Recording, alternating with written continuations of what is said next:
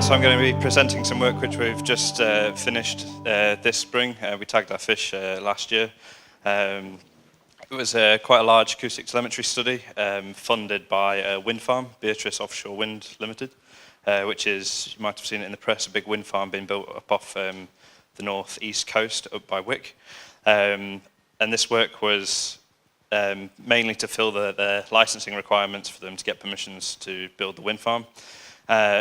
And subsequently to starting this work, we also had a fantastic collaboration with Marine Scotland, where we were able to get about 40 receivers from the Ocean Tracking Network. That's primarily some great effort from Rob Main, who's not here today, who's put that work in. And so we're able to track our smolts quite a long way offshore, as you'll see. So I'm just going to present results from a fixed array today that we had. So the main aims of this were to look at the mortality of smolts through the River Conan and the Moray Firth, and also out into the Moray Firth. Any kind of general behavioural questions that we would ask along with that, such as speed, migration pathways, direction of fish in the coastal zone, and if there's any potential coastal features which might be influencing their direction and behaviour. So this is our array. Moray Firth is up on the north east coast here. And we had about 70 receivers spread out through the study site. These were all acoustic release receivers here, and they're about 400 meters apart in the first 5 kilometers from shore, here and here, and then they're spread to 800 meters a bit further out, so we could get complete coverage right across both shores. This is about almost 30 to 40 kilometers of receiver lines here. And then we had transects of receivers all the way through the Firth itself, and I'll just name these. These will be important for results when we come onto it. So the outer array here is the MSS transect. We've got the Suitors transect, Invergordon, Balcony Point, Estuarine, Freshwater, and this is our release site. So we caught our fish in a full width smolt trap above Loch Lookout here. And the catchment of the Cromarty is highly modified. Nearly every river has hydropower on it. And the Cromarty Fisheries Trust, they employ trap and transport to get their fish past these hydro locks. So the fish are captured here, transported downstream and released below here. Primarily because the fish can't actually get out of Loch Lookout through some other tracking studies which have been done. And obviously these are quite expensive fish that we have swimming down. We want to give them the best chance possible to get out. So we tagged, so there's about 70 receivers. These were all subsurface receivers recovered by ROV, so we get around our licensing. So it's quite, you see, an expensive project going on. We tagged 130 fish in this study for the fixed array. We also tagged another 30 fish, which we released directly into the marine environment to track actively. And we also tagged 20 sea trout and a small bernier in Newdale Bay. And feel free to ask me about those afterwards. I'm just going to be talking about the 130 smolts that were released for naturally dispersing migration. And the tags that we used also had depth and temperature loggers on the tags themselves. We've heard quite a lot today about predation, and the idea by using depth and temperature sensors, we could identify predation. Obviously the temperature, if it's eaten by a mammal, temperature is going to spike.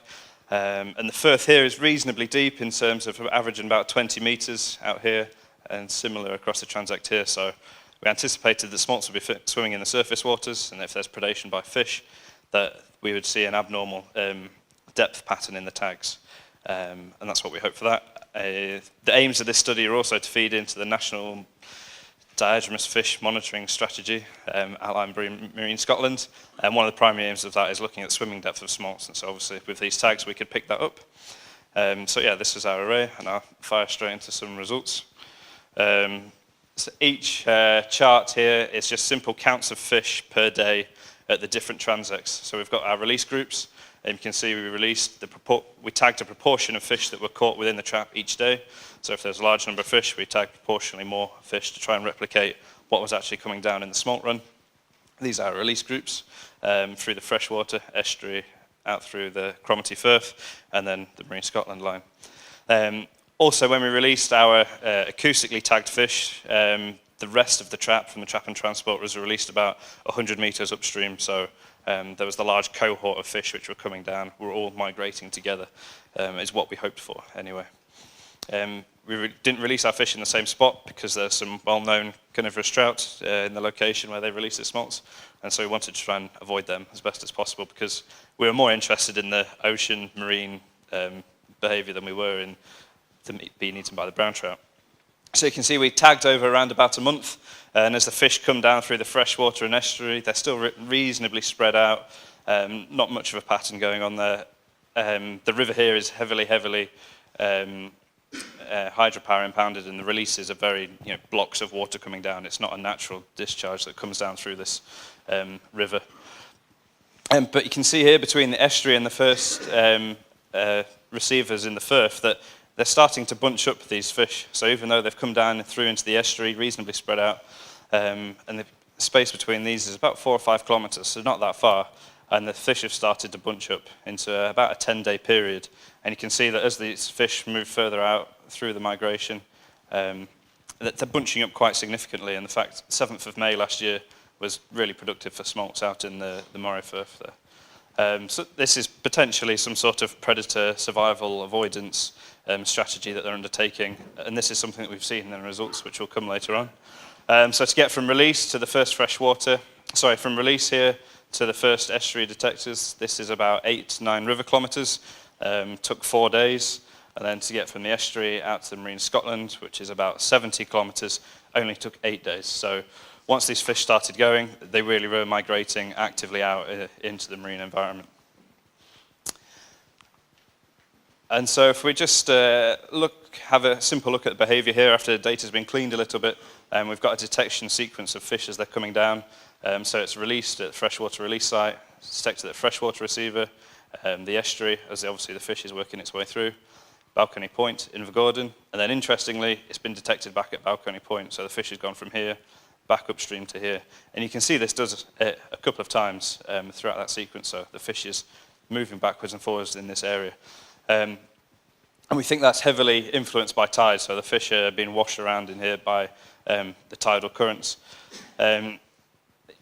Previously, when we talk about if there's going to be fish farms in areas like this, probably not on the east coast, but potentially on the west coast, that fish farms might often argue that the smolts are passing out quite quickly. But actually, we had 19 fish that showed this behaviour, and that they're potentially passing a single point source in here maybe 4 or 5 times, and quite exposed to being close to these point sources of quite heavy impact.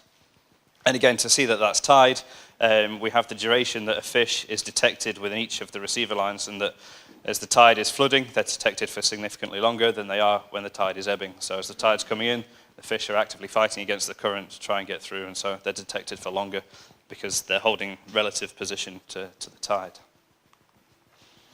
So there's some simple rate of movement analysis that we also did. So along the bottom is where the movement occurred between. So release to freshwater, suitors to marine Scotland, and obviously all the ones in between.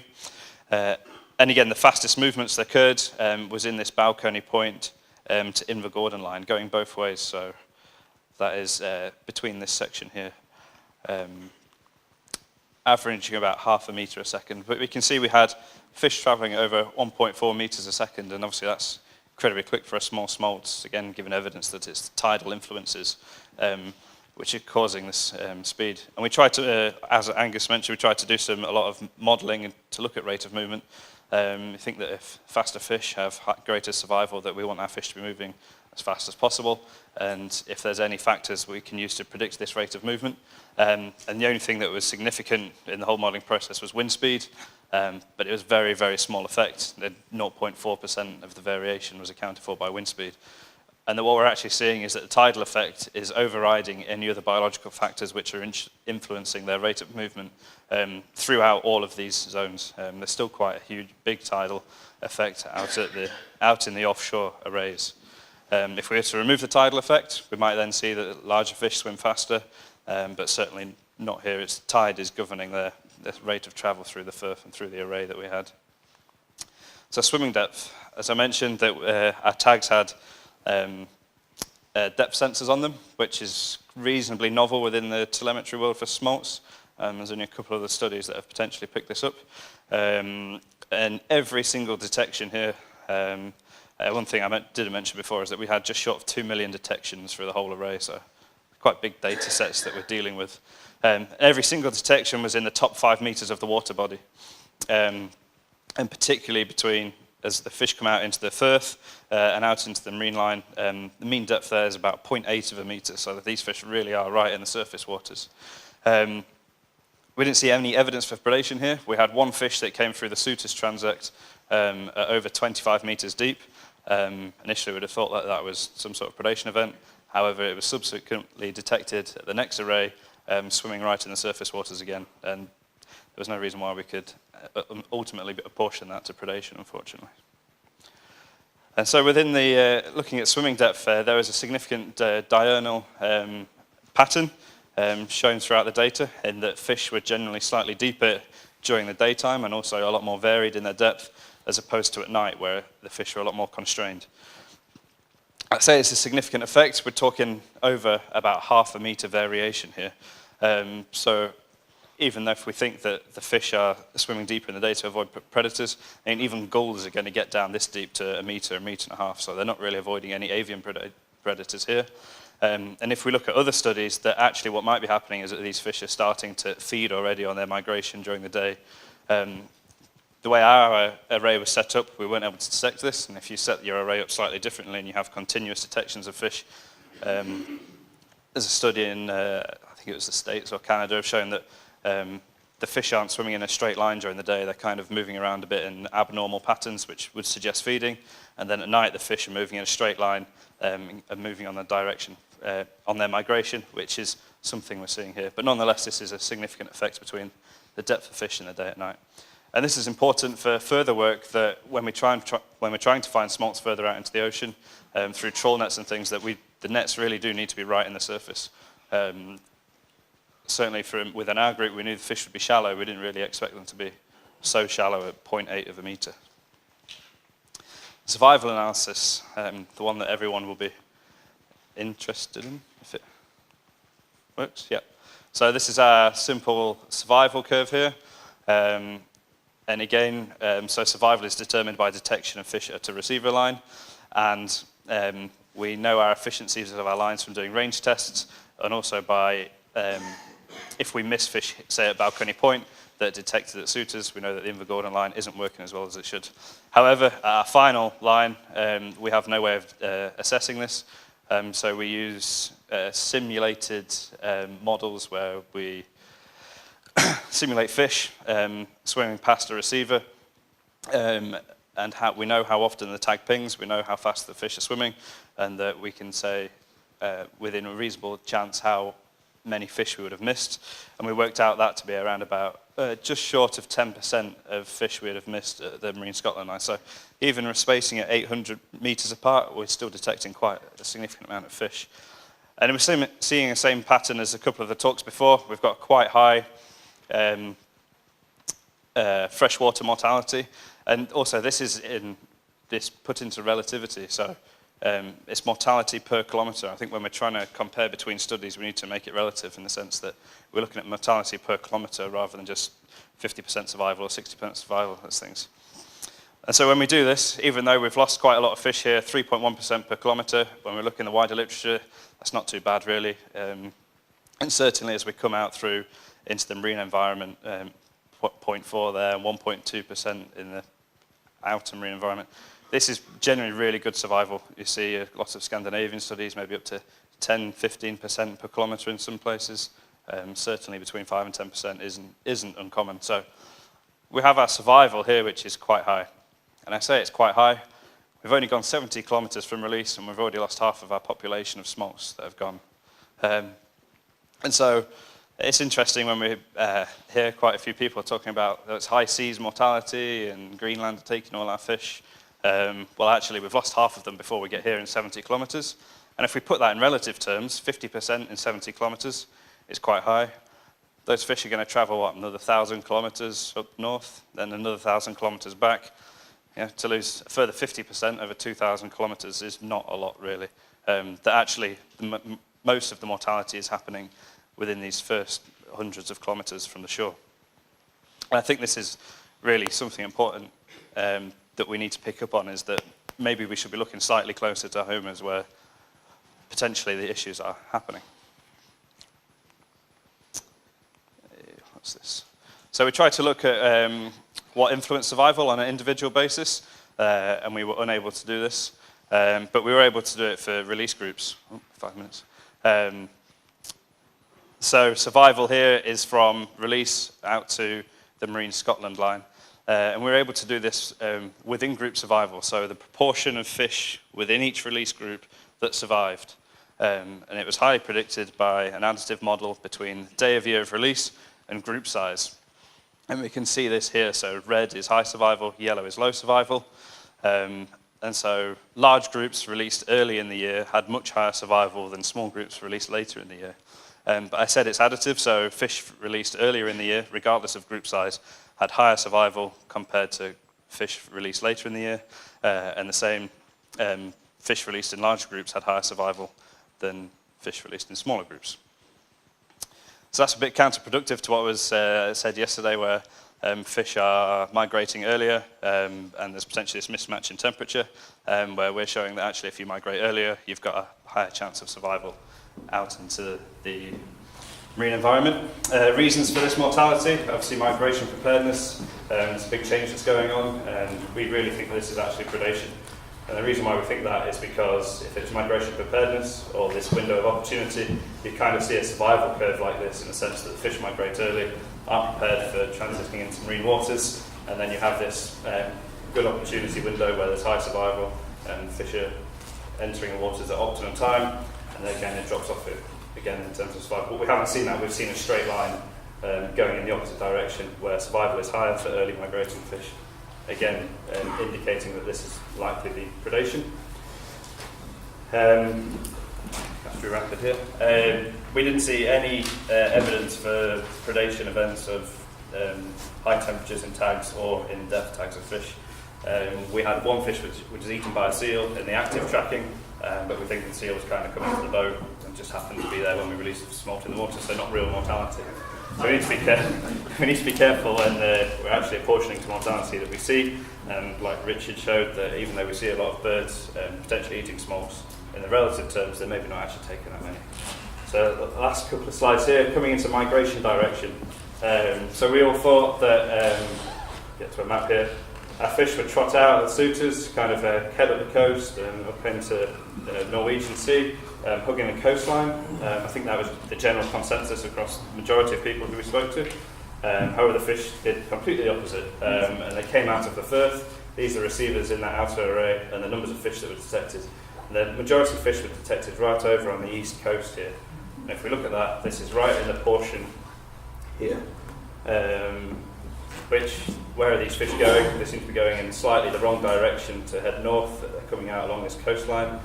And we tied this in with some particle tracking models here to see if there was currents that were influencing these movements. This is a bit messy. So these particles were released exactly at the same time as our fish came through the suitors. And the vast majority of the particles kind of head up through the middle or the northern section of the Firth here. And indeed, the main residual currents are straight up this coastline. So these fish are making an active choice to come across to this side of the coast.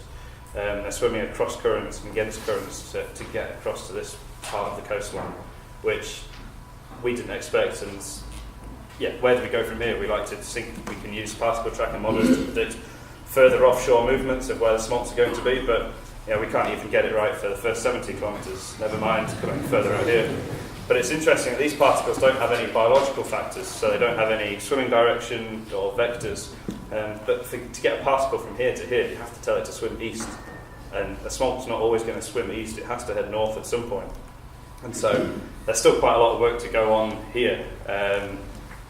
And yeah, this is the furthest we've yet tracked a smolt offshore in the UK, as far as I'm aware. And personally, I think we need to take this further. Yes, this is a one-shot study, 1 year. Unfortunately, we don't have any more wind farms being built to provide funding for it.